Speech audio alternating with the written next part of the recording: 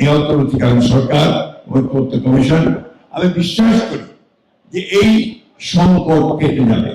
এই দেশের মানুষ কখনো পরাজয় বরণ করে না, পরাজয় বরণ করেনি, পরাজয় বরণ করবে না।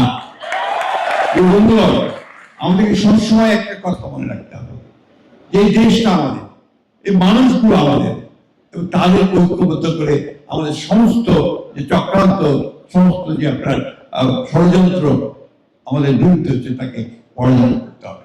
এখানে আমরা বিভিন্ন দল করতে পারি, বিভিন্ন মত থাকতে পারে, বিভিন্ন পথ থাকতে পারে। একটা বিষয় আমরা সবসময় ছিলাম, বাংলাদেশের ব্যাপারে সবার আগে বাংলাদেশ, এ ব্যাপারে আমাদের কোনো সন্দেহ নেই।